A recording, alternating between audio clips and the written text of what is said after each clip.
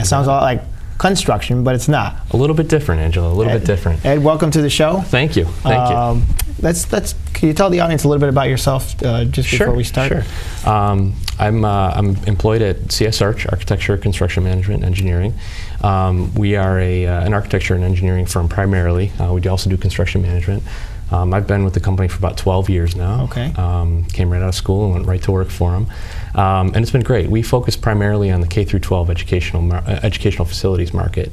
We build a lot of schools. We also do some public housing work. We do a lot of work for not-for-profit organizations like the YMCA, mostly in the Albany and Capital Region, but we stretch out a little bit. We get up north to as far as Malone and the Canadian border, and as far south as Long Island. So we've been doing it for a long time, and we like to think we're pretty good at it. And I've heard of the company. And as you know, I'm an engineer, Correct. so we cross paths once in a while. Every once in a while. And we see all these cans here, and everybody's probably wondering what the heck are all these cans doing here.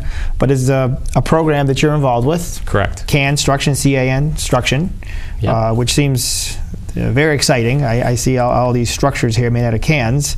But tell us a little bit about it. Sure. Well, Canstruction is an international design competition, and it was started about 1992 by a parent organization called Canstruction, and with the intent of filling food pantries across the country. The event is held all over different municipalities across the country, and also it has stretched internationally. They have competitions in China and Japan and a lot of European countries as well. This is our first year doing it in the capital region, and it's really, really exciting. We've known about it for a long time. You hear about it a lot in the architecture community, but we've never had the opportunity to do it before here. So we got together a group of really talented professionals who are basically forming the board for this year's Canstruction and future Canstructions. And essentially what we do is we invite local engineering and architecture and construction firms to put together a design made entirely out of canned goods, and it spans the gamut. I mean, you can see here there's tomato cans, there's peas, there's tuna, there's breadcrumbs. You can really use anything you want, so as anything long as it's in a can. non-perishable. Exactly. Okay. So they take the cans and you end up stacking them up essentially to make different types of structures. There's everything from chickens to faces, and you can turn the labels ever so slightly and create incredible little designs. These things are enormous. The parameters of the design that they have to they have to fit into an area 10 foot by 10 foot by 8 foot high. And so they stack these cans up, and they use this template board. Essentially, I brought some samples about what that is. And when the cans get stacked, they can become fairly unstable. So we use these templates to kind of stabilize the cans and get them to go higher. So when they stack up the cans, there's no glue.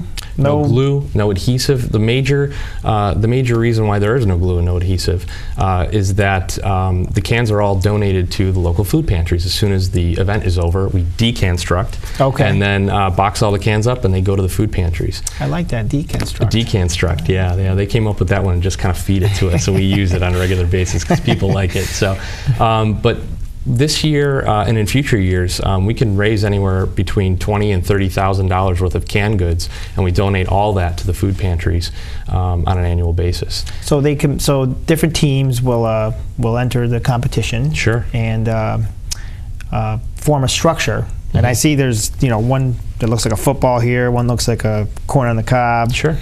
This is like a space alien, and these structures are pretty high. How high can you? They can go up to 8 feet. And then we have, there's different categories. The structures are actually judged by a panel. And then we have an awards reception annually to give awards to each of the teams. Some of the teams do better than others, but they're just incredible. We have this event at the New York State Museum on the 4th floor level with the carousel there, and carousel's open. So you can use the carousel and check out the can structures, and it's open to the public. Now that's locally the New York State Museum, but you're saying this goes on nationwide? This is nationwide. Yeah, they do it in municipalities all over the place. New York State has competitions in Syracuse, in Buffalo. I believe they do one in Rochester as well. But like I said, we're happy to bring it to the Capital Region. We've got some pretty talented people here. And this is the first year that it's here? Correct. Well, that's amazing. Our first annual. We're planning on doing it next year. So. Well, I can't wait to see. I mean, some of these structures are really amazing, and you're right. They're made to look like, you know, aliens and buildings and ships and things. Sure, sure. And there's no glue. It's amazing how these cans even stay together like that. Yeah, there's different tactics that teams employ. You can use rubber bands because they don't damage the cans. The whole idea is we don't want to damage the cans. I see. So that when they're donated, the labels are intact, so people know what the food is that's in the cans. I see. So we use rubber bands. You can use, like I said, the substrate and templates help to kind of stabilize things, so you don't need to use a lot of extra, or you can't use adhesive. So you can tape the tops of the cans. Some people will do that. They'll hold the two cans together with a piece of tape across the two. I see. Okay. Cantilevers, but it has to be completely self-supporting. There can't be any structural elements in the construction. So the cans are actually what's holding up the other cans. There are awards for structural ingenuity. There are awards for best meal. So a lot of teams will design their cans based around chicken soup. And so cream corn, a lot of canned goods, you know, specifically towards that. And so there's an award for the best meal. There's an award for the best design. There's an award for jurors' favorite, and then we have a coveted award, which is the Community Choice Award.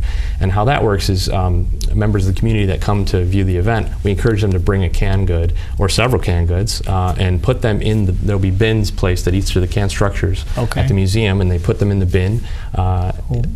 Of their favorite structure, the most cans, whatever they like, and whoever has the most cans wins the Community Choice Award. That's a pretty good way to judge that. Right, it's very democratic. And more cans. Exactly, and more cans to the food pantries. Sure. So typically, well, I can't even venture a guess, but how many cans in one of these structures? Sure, it varies wildly. This year, I know that we've got some teams, and in the past, other teams. We've got some teams that are doing anywhere from 2,000 up to, and believe it or not, 8,000 cans in a single structure.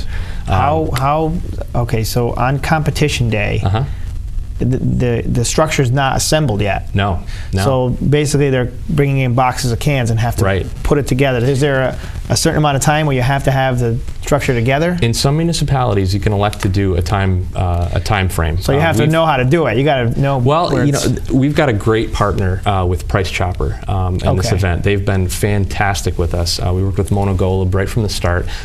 Price Chopper is actually giving us the cans at cost to the teams. They've assigned a store manager at each of the stores to help each of the teams select their canned goods and price their canned goods. And then what they're also doing is they're going to package each of the team's cans at their warehouse and drive them to the museum for the teams, and then they are going to actually offload the cans to the. That certainly helps. It's amazing. So the cans are just all donated, basically. Well, no, the teams have to raise money to pay for those cans. Okay. So there's nothing. There's no donation of actual canned goods. That's part of the event. Is that the teams actually have to fundraise to come up with the total can structure.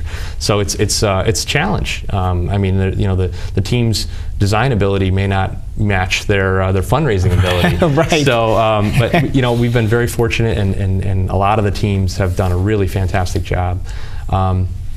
We also partner with the American Institute of Architects on this one in the local Eastern New York chapter, and they've been a really staunch supporter of this from the beginning.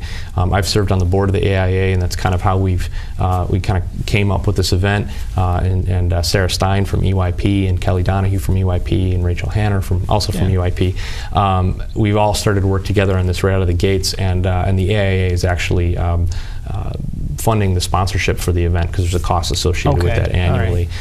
Each of the teams has to have a licensed design professional on the team. So everybody in the team has to have, at least one licensed design professional, sure. But the teams are made up of all kinds of different people. There's 9 different teams this year, and each team is made up of architects, engineers, some only engineers.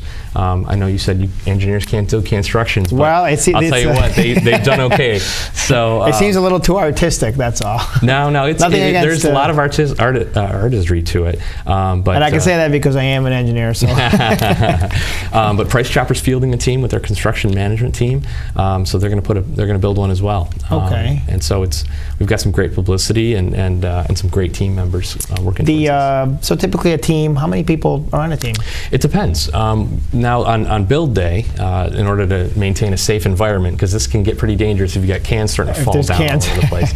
So on build day, we'll actually have it's kind kind of almost like a tag team. You can only have 5 people actually touching the can structure inside the ring, if you will, at any one time. However, the teams can be, we tried to keep it around 12 people, but some of them are a little larger, some of them are a little bit smaller, but a minimum of 5 people on each of the teams. But other people can be there that are part of the team, just not assembling the... Exactly. What we typically do is the other team members will be staging the cans that are needed for the next level while the 5 people are building. So they'll be pulling off of the pallets and stacking the cans in order to be able to be stacked on the actual can structure while they're building it. So and then they'll swap in and out. So the ring, the ring is pretty much the safe zone if the cans do fall. Well, exactly. And we keep as many people out of that ring as we can at any given time. And that's actually mandated by the Canstruction International Organization about how the build has to occur. And in order for the teams to be able to, the winning team, the top winning team for each event goes on to the national competition, and then so on and so forth. Okay, so there's another competition. And where does the national competition take place? They happen at different locations around the country, and it varies from year to year. And then the winners from that competition actually compete in the international competition. Wait, it's quite a quite an accomplishment. It's millions and millions of pounds of food on an annual basis are donated as a result of this event. So when the event is over, who comes to get the cans? Well, after we deconstruct. Deconstruct, love that word. Okay. After we deconstruct, the price chopper comes back and is going to take all the cans, and we basically have to put them back in the boxes, essentially. Okay. They're going to take the cans and they're going to actually deliver them to the food pantries. And then the food pantries just has to open their doors and let the cans pour in.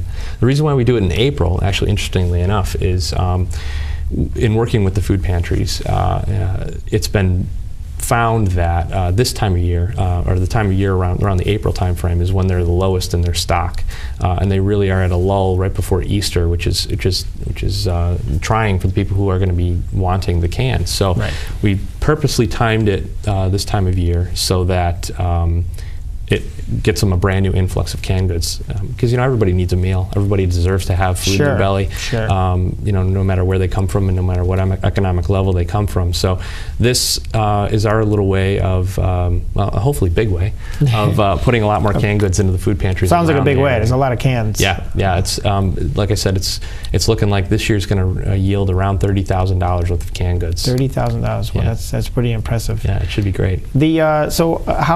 So when you start the competition, you assemble your team, you get it together, you sign up for it. Sure. How long do you have to come up with your design and actually get it? Right, we've set up a pretty regimented kind of time frame for the teams. So they start submitting their intent to proceed, their call for entries, essentially. Okay. That happens usually around March, the beginning of March, and we publicize that on our website, which is www.aiaeny.org/Canstruction. And all the information about the call for entries and the team packets, that's all usually published at that location. We will typically publicize the event to the local architecture and engineering community directly with the people that we know were either past participants or we're looking to be future participants, Chase & Companies. Okay. So, and then hopefully, every year it grows a little bit more. We don't have any architects, though. That's the... What's that? We don't have any architects. That's okay. It's okay. We can team you up with some creative people, but I'm sure you guys will be fine.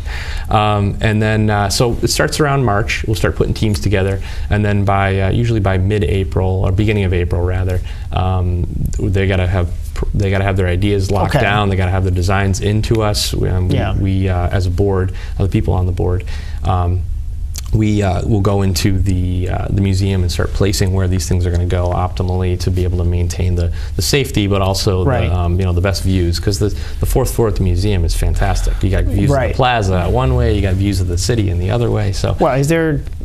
I mean, I guess to that end, is there a limit on the height? How high can you get these? Only 8 feet. 8 feet is 8 feet is safe. They've realized it's a safe limit